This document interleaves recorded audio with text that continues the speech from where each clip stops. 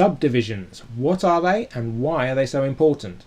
Well, they're important because they are really the key to having great timing on the bass. They're the key to improving your bass groove.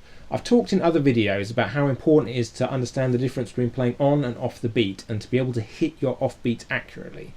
Well, the key to playing really accurately when you play off the beat is to understand subdivisions.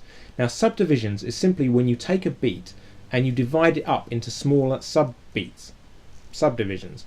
The easiest way to do that is to divide every beat into two, and you get what we call eighth notes. Now, this first example, which comes from my book Improve Your Groove, it's recently been published by Fundamental Changes. This first example is an eighth note groove, so each beat is divided into two. Have a listen.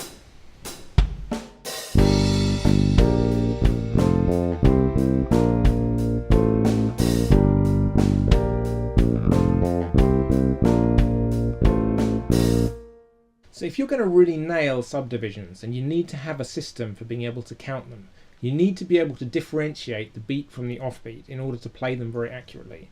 Now, if you've seen any of my other videos or you've read the book, then you'll know that I like to use the syllables ta, ka to count eighth notes, because ta is the beat, ka is the offbeat. Ta, ka, ta, ka, ta, ka, ta, ka. It's just a simple way of differentiating beat from offbeat. Ta, beat, ka, offbeat.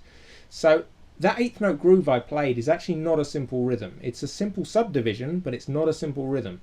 So let's have a listen to it again, slowed down, and I'm going to count ta-ka while I play it, so you can hear where's the beat and where is the offbeat. Ta-ka, ta-ka, ta-ka, ta-ka, ta-ka, ta-ka, ta-ka, ta-ka, ta-ka, ta-ka, ta-ka, ta-ka, ta-ka, ta-ka, ta-ka, ta-ka. Now, it's really important to understand that for something to be a subdivision, it has to be even. Every single one has to be even, or it's not a subdivision. This is an eighth note subdivision. 1, 2, 3, 4. 1, 2, 3, 4.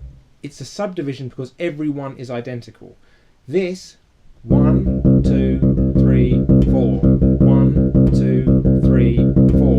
That's not a subdivision, okay? Because they're not all the same. That's a rhythm. This is the difference between rhythms and subdivisions, okay? We make rhythms by placing notes onto subdivisions, but a subdivision is something that's consistent. It goes all the way through, and that's what gives us great timing. It's when you can feel the subdivisions, you can feel that continuous pulse that goes through the music. So we now know what eighth notes sound like. It's when you divide every beat into two. Now, there's two other common subdivisions. You can divide beats into 3, which we call triplets, or you can divide them into 4, which we call 16th notes. So first of all, let's subdivide the beat into 3.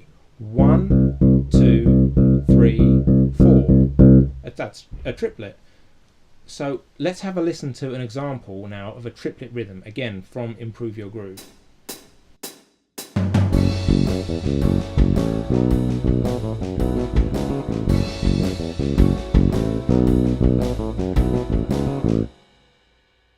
So that's what a triplet feels like. It's completely different from a straight eighth note feel, like the first example that I played.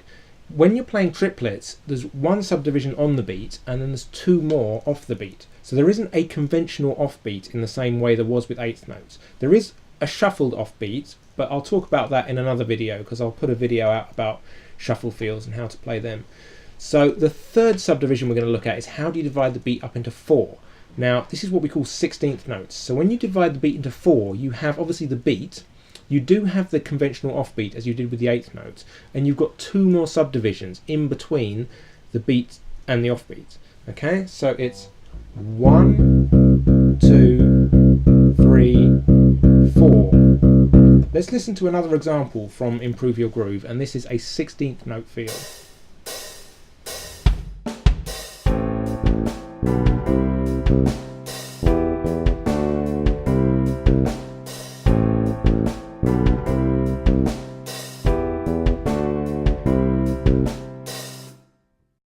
So learning these three subdivisions is so important, because if you want to really groove on the bass, if you want to have great timing, you've got to be able to hit these subdivisions accurately.